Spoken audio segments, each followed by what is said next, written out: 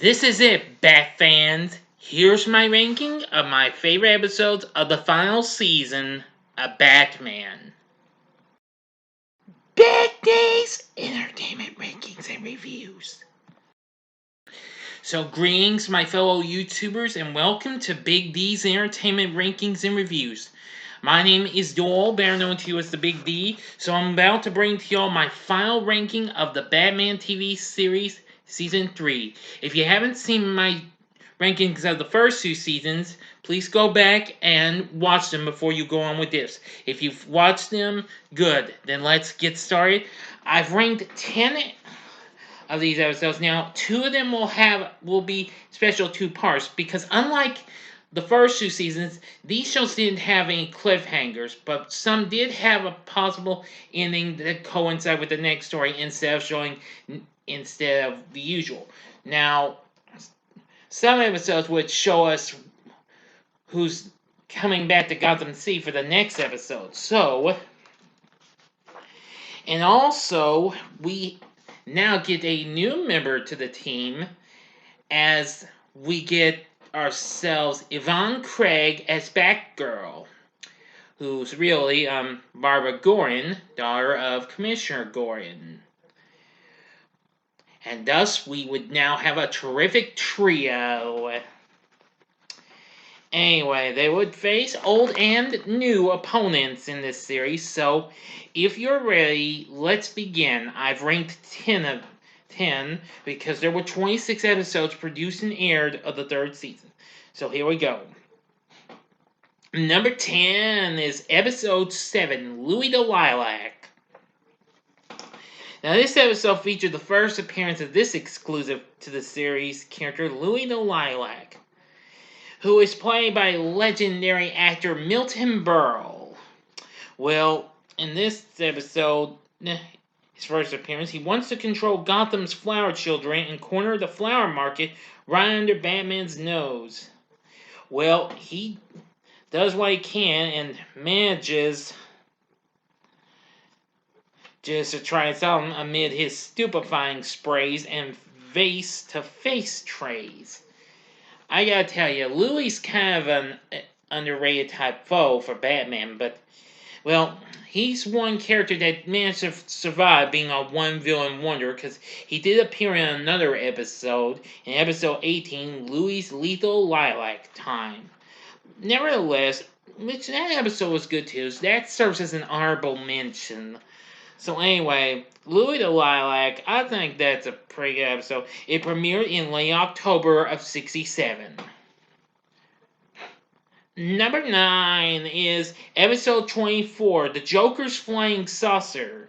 Now this premiered in late February of '68. And this episode would mark the final appearance of Cesar Romero as the Joker in the series overall. And, well, crazy clown prince of crime has hateful high hopes of ruining the universe by building a flying saucer scare, and his need is for the Wayne Foundation's lightweight beryllium results in Batgirl and Alfred's abduction and the Joker in orbit.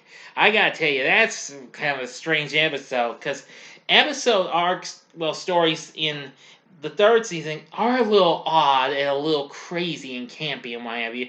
But even so, they're okay and all. I mean, I don't really hate the third season. It just could have used a little more spin and polish, though. But nonetheless, it still had some fun moments. And the Joker's Flying Saucer is a pretty fun episode, though.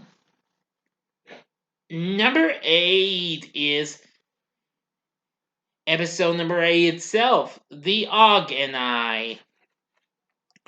Originally premiering in early November of '67, this marked the return of Egghead, once again played by Vincent Price, where he's joining up with the Queen of the Cossacks, another exclusive to the series villainess, Olga, who is played by Ann Baxter, who recently played Zelda the Great in the first season. Well, in this episode, the two hatch a plan to kidnap Commissioner Gordon. demanding a 10-cent tax on every egg eaten. Whoa. And Olga also wants to marry Egghead and Batman, with our crime fighters then stymied by a veiled plot. Yeah, that's really something. Now, Egghead and Olga do team up in 2 more episodes, but anyway, the Olga and I is pretty good actually. But the next one's even more fun because it's another episode with the same 2 characters. Number 7 is episode number 9, How I Hatch a Dinosaur. And this premiered the following week. Now, this wasn't a continuation to the previous episode. This was a different story, however. Well, this time, Egghead, Olga, and the Cossacks are coming up with an odious idea to radiate a Neosaurus egg and have the dinosaur dying on our dauntless defenders. Man, I gotta tell you, that's really something. Well, I know we couldn't have actually seen the actual dinosaur in the series, but even so, it was pretty fun and what have you. But I have to admit, I really enjoyed the performances given by Vincent Price as Egghead again. And he and Olga once again appeared in The Odd Couple in late December, which of that year, 67, which also will serve as an honorable mention. How I Hatched a Dinosaur, it's not too bad of an episode. Number 6 is episode 10, Surf's Up, Joker's Under. Now, this came out the following week after How to Hatch a Dinosaur.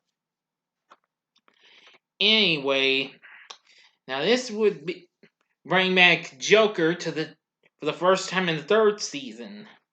Well, hoping to win hearts and minds as a serving champ, uses a kidnapping and devious devices to steal the skills of various surfers.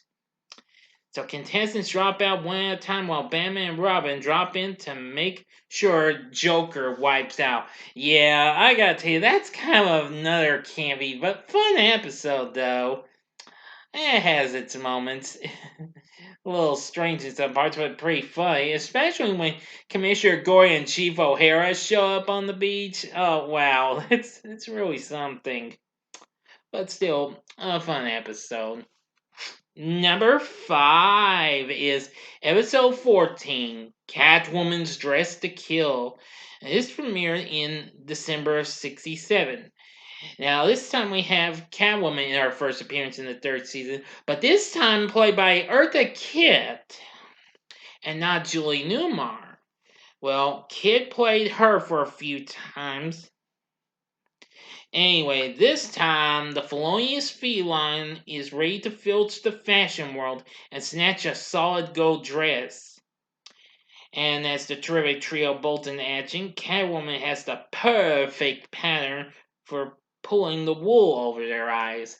I will say that, though I still liked Julie Newmar the most, I thought Eartha Kitt did a pretty good job in doing Catwoman, what have you. You probably know that Kitt was a big singer and what have you. And of course, she was the original artist.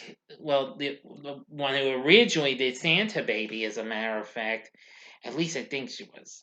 Yeah, I'm pretty sure she was. I'm pretty sure. Oh, well, anyway. Catwoman's Dress to Kill. Pretty good episode. And I'm just going to say it's a pretty good episode.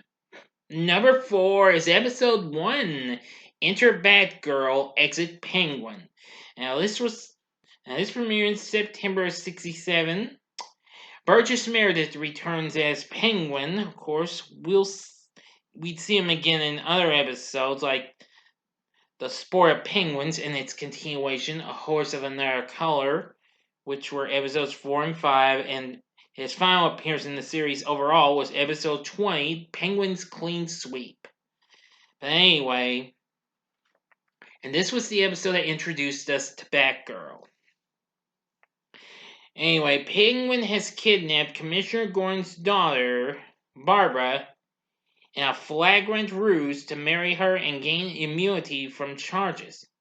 But he's in for a flutter of surprises when a new secret crime fighter joins the dynamic duo to save the day and become a terrific trio.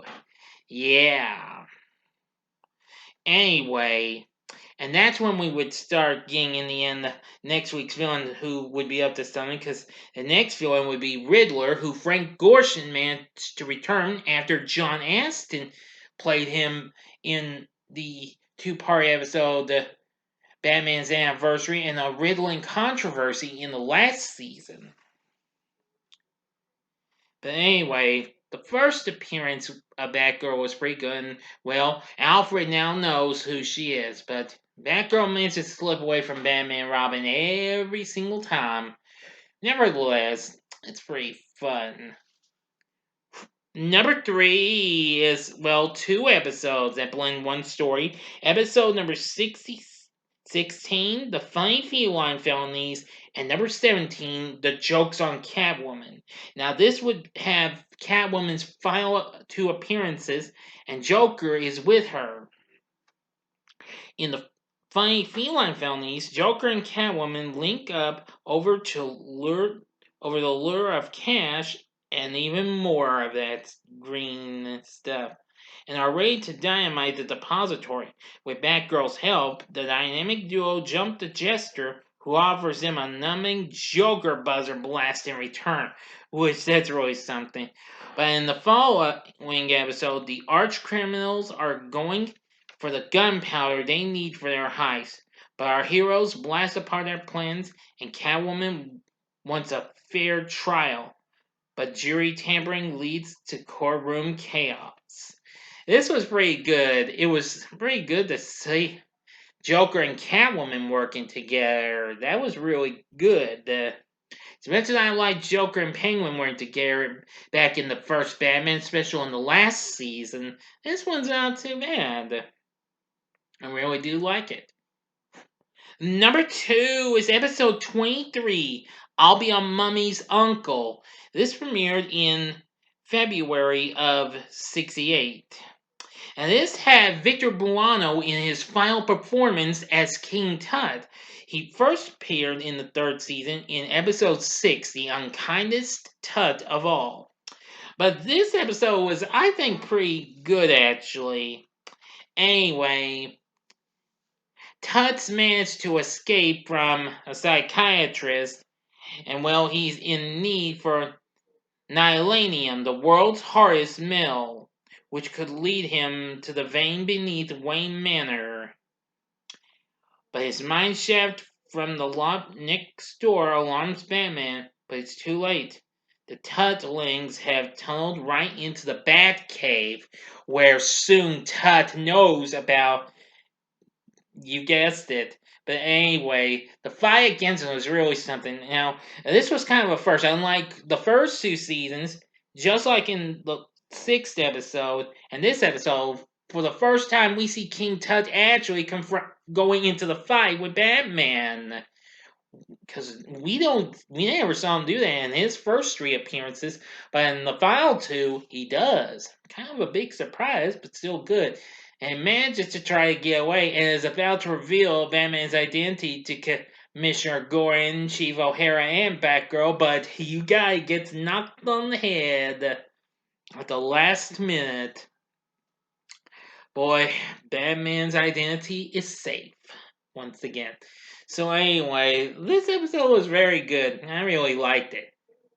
Number 1 is episode 21, The Great Escape, and episode 22, The Great Train Robbery, both of which form a story.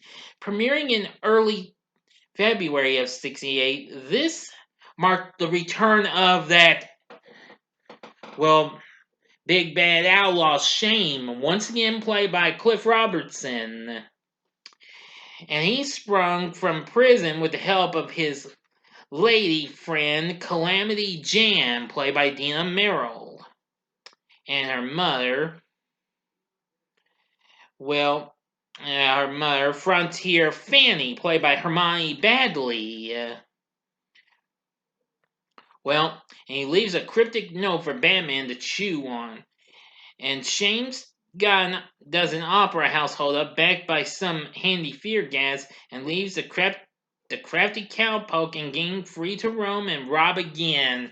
Yeah, causing the terrific trio to go into such a fear that's really a shock. Yeah. And actually in that first episode, The Great Escape, uh, I think it was, or no, wait a minute. Scratch that. It could have been this or the next one. But in the Great Train I'll get to it in a moment. The Great Train Robbery, Batgirl is exchanged for Frontier Fanny as the stakes get higher to shut down Shane's real aim. The Great Train Robbery, but Shane pulls it off, and all that's left is for Batman to challenge him to a mano-a-mano matchup, which is really something. Really good, and without much gunplay, too. But anyway, you watch closely. It's here one of those two parts. You'll actually get to see Arnold Stang appear in an episode as the guy who runs like the gun store. Arnold Stang, most of y'all may know him as the voice of Hanna-Barbera cartoon star Top Cat. He also voiced Shorty in the early Popeye cartoons, as well as Herman the Mouse in the Herman Catnip cartoons based on Harvey Comics characters, and Catfish in the Patty Freeling's Mr. Jaw cartoon, and was also the original voice of the Honey Nut Cheerios years later. But anyway, I really like The Great Escape and The Great Train Robbery. Those were just some real good episodes. That's why they're my number one favorite Batman episodes of the third season. Yeah, in other words, it's a draw, but it's a full story, okay? Because it's a continuation story. But like I said, it doesn't really end in a cliffhanger, though. But anyway, that's going to do it. So, what's your favorite episode or episodes of the third season of Batman? The show could have went on after it was dropped from ABC. It was going to go to NBC, but never did go through, as the sets were already shut down, and they were going to have Clint Eastwood as Two-Face on board. Oh well. Anyway, just tell me what your favorite Batman Season 3 episodes are in the comment section below. If you liked the video, click the like button below and subscribe to my channel as well and be a part of the Big D Nation. And join me this coming Saturday for my next Saturday morning TV log, which will be on Lancelot Link's Secret Chimp. And also on Saturday night will be my next movie review, and it'll be on the Tom Hanks classic Big. So thank you for watching, and if you like this, you may want to check out some of these recent vids I have done.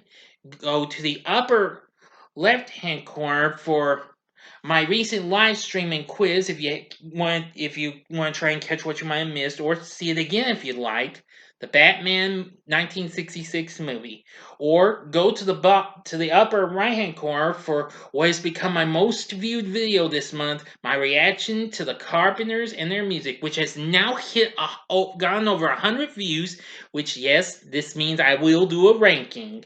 Expect it to come next month. Or go to the bottom left hand corner for my recent review of the animated flick Hoodwinked, which I forgot to mention.